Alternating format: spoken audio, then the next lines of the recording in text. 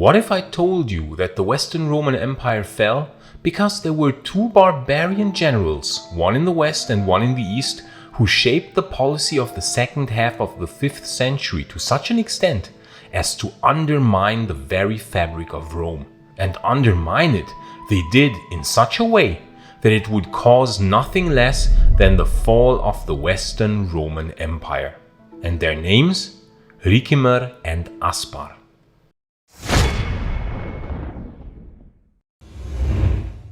It is my belief that the Roman Empire would not have fallen the way it did had Rome managed to act strongly and unitedly in the chaotic times of the 5th century migrations.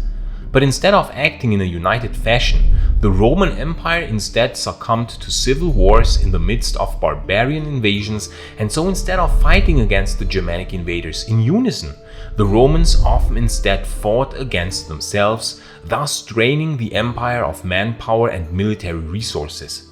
All the while, in many cases, the Germanic invaders were thus free to sack and plunder with impunity, since the Roman armies, more often than not, were preoccupied fighting against themselves. And in this utter chaos, a picture started emerging, in that the Romans, now to make up for the constant losses of Roman manpower, had to gradually enlist a higher number of Germanic troops into Roman military service. This is a practice that started already quite early. In fact, many auxiliary troops as early as under Augustus were recruited from Germanic tribes. However, later, especially after the defeat at the Battle of Adrianople, Roman men were really hard to come by for recruitment, and hence increasingly more Germanic troops were made part of the Roman army. Now, this had the immediate benefit of greatly increasing the fighting power of the Roman army, since these Germanic mercenaries were very fierce fighters. But of course, it had the disadvantage that the loyalty towards the Roman Empire was not as strong as that of native Romans, and more often than not, they were more loyal towards their own tribes and chieftains. And so it happened that starting in the 4th century, we would see Germanic officers climb the ranks of the Roman armies. Sometimes this proved to be a boon, because some of them were really extremely capable and extremely loyal. Such an example is of course the heroic Flavius Stilicho, the half-Vandal who almost single-handedly saved the Western Roman Empire. But as we unfortunately know, he was betrayed and killed by the ungrateful Western Roman Emperor Honorius. As time went by and the chaos increased, especially in the western half of the Roman Empire, so it happened that now Germanic figures would start climbing the ranks of the Roman Empire's military, whose loyalty was questionable at best and outright treacherous at worst. In the west, after the death of Aetius, the half-Suevi, half-Visigoth barbarian officer Ricimer had managed to climb the ranks of the Roman army, to such an extent that in 457 he was made Magister Militum of the entire Western Roman Empire, with disastrous consequences for that part of the Roman Empire, as I explored in countless videos on this channel. Ricimer was such an important figure in the last 2 decades of the Western Roman Empire and meddled in so many affairs that it's almost impossible to make a video about the events after the assassinations of Aetius and Valentinian III in 454 and 455 respectively, without mentioning his name. And here we could see impressively what happens if a Germanic chieftain manages to get hold of the highest military rank of an empire. He would not act in the best interest of the empire, but in his best interest and the best interest of his Germanic allegiances. Ricimer killed countless emperors, either directly or indirectly, but rival generals as well. We certainly know that he killed the noble and heroic Emperor Majorian, who had been the great hope for the restoration of the Western Roman Empire. I made an entire trilogy about his efforts because he actually almost achieved this impossible feat. Later then, it is believed that he poisoned the Emperor Libius Severus because of his inability to strengthen the ties with the Eastern Roman Empire. He certainly did either directly or indirectly later kill the Emperor Anthemius, another good emperor who had tried to restore the Western Roman Empire. And if you are a Rome nerd like me, then you will certainly love the wonderfully detailed handcrafted rings and other Roman accessories by the SPQR Shop. These guys make really amazing items, carefully handcrafted, and you will certainly find something in their shop, link in the description. And they even make the one and only official Maiorianus channel ring, which you can order in bronze and even silver to honor the legacy of the Emperor Majorian. I like to think that Majorian would be proud if he could see that. With the code Maiorianus, you even get a 10% rebate on every one of their items, so go and check out their amazing shop. And you can now even order Maiorianus merch. Yes indeed, mugs or t-shirts on my official merch page, to which I of course also link in the description. Julius Valerius Maiorianus would be quite surprised to see all this merch, and Ricimer would be super jealous because he does not get a single item. Quite amazing stuff, so go and check it out. But it is also strongly believed that Ricimer had Marcellinus of Dalmatia killed, the powerful Magister Militum of Dalmatia who had long been his rival. And he might have also had something to do with the possible assassination of the Magister Militum per Gallias Aegidius, although this is somewhat disputed. But even if he did not kill Aegidius, this still incredible series of assassinations left the Western Roman Empire in a disastrous state. Every try to restore it was subverted by Ricimer. Every time when it looked that the empire could stabilize or even recover, Ricimer was fast to act in the most treacherous way possible and thus unmade every progress. And after Ricimer's unglorious interventions, the state of the empire was every time a lot worse than before. After Majorian, all his conquests were immediately reverted due to Ricimer's inaction. After Severus and Anthemius, the Western Empire had even less territory than before. And when Ricimer then finally died and rid the Western Empire of its greatest malefactor, it was already too late. Because by that time, in 472, Ricimer had already wreaked havoc and devastation for 15 years straight, an uninterrupted series of assassinations and plottings and other disastrous actions, such as his sack of Rome in 472, with disastrous effect for the Western Roman Empire. So much so that only 4 years after his death, the Western Roman Empire was no more, and it was in very large part due to Ricimer's actions. But meanwhile in the East, fascinatingly, for the longest period of time, the situation was not too much better. Because while Ricimer, the Suevi and Visigoth descended Germanic general of the West, was wreaking havoc there, in the East, the Germanic descended general Aspar was trying his best to be the Ricimer of the Eastern Empire. We often think that while the Western Roman Empire was deteriorating more and more, the East enjoyed peace and stability. But nothing could be further from the truth. As I showed in this video here, the East did not survive because of superior military genius or more fighting prowess. In fact, it mostly came down to a combination of advantageous geography, the excellent location of Constantinople, luck, and richer provinces. Indeed, we are surprised to find that the East too had its fair share of usurpers and chaos, and it too had been subverted by barbarian generals.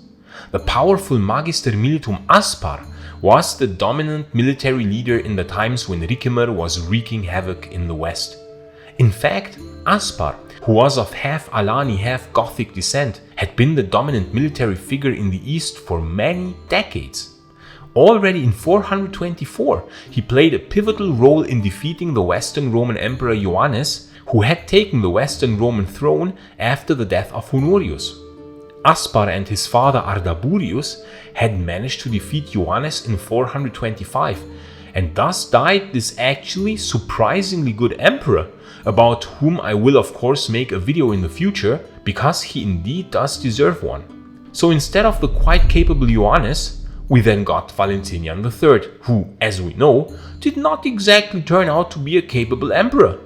Thus, without knowing it, Aspar might have already doomed the Western Roman Empire by helping to replace a good emperor with an incapable one, who would reign for a stupidly long 30 years, in which he would, like Honorius, in the truest fashion of the incompetent Theodosian dynasty, continue ruling with great inefficiency and terrible decisions.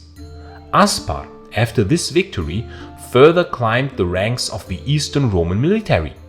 In 432, Aspar was then sent by Theodosius II in order to help Count Bonifacius in Africa against the Vandals. Aspar joined Count Boniface against Gaiseric, but they both were defeated by the Vandals, and so the Vandals were able to continue their conquest of Africa.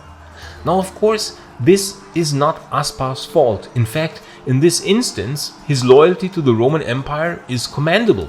It is possible that he actually really tried to fight the Vandals. But it could also have been that he was only half motivated, since the Vandals were kinsmen of the Alani, of whom he himself was descended. Later, Aspar's actions would lend more credence to this theory. Despite this defeat, Aspar managed to be made consul of the East by Theodosius II in 434. Thus did Aspar gain even more power and influence.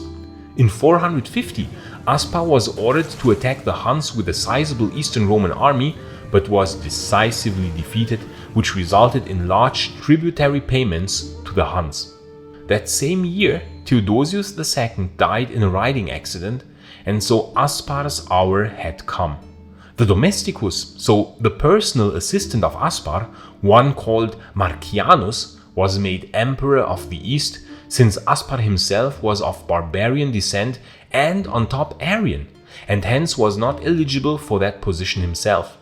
But through Marcian, Aspar could exert great influence.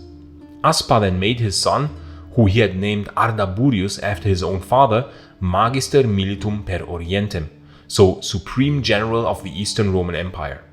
While Aspar's influence at times was possibly not entirely bad, in one regard it would cost the Eastern and Western Roman Empire dearly, namely his lenient stance on the Vandals. In 455, after the sack of Rome, one would think that the Eastern Roman Empire would react with great outrage, immediately mounting a punitive offensive against the Vandals. But because of the influence of Aspar, all that Marcian did was to send an envoy to the Vandal king Gaiseric and demand the release of the imperial hostages of the house of the Western Roman Emperor Valentinian III, the members of which had been abducted in the sack of Rome. Only 2 years later did Marcian reverse his stance and threaten the Vandals with war, but only because Eudokia, the daughter of Valentinian III, had been forced to marry Huneric, the son of Gaiseric. But Marcian died in early 457, aged 65, and so it never came to this war. Fascinatingly, it is claimed that the Eastern Roman Senate chose to make Aspar the new emperor, despite his heritage and his Arian religion, but it is claimed that Aspar refused with the words, "I fear that a tradition in ruling might be initiated through me." However, this could also have been Eastern Roman propaganda. And he did not choose the most logical candidate for the Eastern throne, namely Anthemius, the son-in-law of Marcian, who would later become Western Roman emperor and enemy of Ricimer. And neither did he choose his own son Ardaburius, but instead he chose Leo, a 50-year-old officer commanding a unit of 2 field armies based near Constantinople, to become the new Eastern Roman emperor. Now, while Marcianus was apparently quite often susceptible to Aspar's influence, Leo would prove to be very independent, and this would lead to frequent clashes between the new emperor of the East and the old barbarian general. Maybe Aspar had hoped he could control Leo as well as he had been able to control Marcian, but this would prove to be a terrible mistake on his part. So while until this point Aspar's influence over the Eastern Roman emperors and his policies were certainly much better for the Roman Empire than those of his Western counterpart Ricimer, now would come the point where it would be Aspar himself who would doom the Western Roman Empire and almost the East as well. It was in 468 that the influence of Aspar, the Germanic Eastern Roman general, would prove incredibly disastrous for the whole Roman Empire. In that year, the Western Roman Emperor Anthemius, who instead of becoming Emperor of the East, now was Emperor of the West, had organized a huge naval operation with Leo and with Marcellinus of Dalmatia. Nothing less than the reconquest of Vandal Africa was the goal of this incredibly large naval force of 1,100 ships, amassed in large parts by the East, but reinforced by Marcellinus of Dalmatia and possibly with some vessels sent by Anthemius. And indeed, everything was going to plan, and Gaiseric was almost defeated. So overwhelming was this force. I talked in detail about this often neglected huge naval operation of antiquity in this video here. In fact, it is often forgotten that victory was almost at hand. Both Marcellinus and Heraclius, another commander of the Eastern forces, had made excellent progress, and the main naval force of the Vandals had been completely destroyed, and hence Gaiseric was suing for peace. Now it is believed that Aspar was also present at this operation, and here his influence would prove disastrous for the Roman Empire. Aspar feared that should this operation be successful, that the Emperor Leo would gain too much power and that he then would stand no chance against him. Because tensions between Aspar and Leo had steadily risen over the years, since Leo was quite the independent spirit and was not letting himself be controlled the way Marcianus had for the longest time of his reign. And hence it is thought, at least by some historical sources, that it was now Aspar himself who persuaded Basiliscus, the commander of the naval operation, to give in to Gaiseric's demands and listen him out.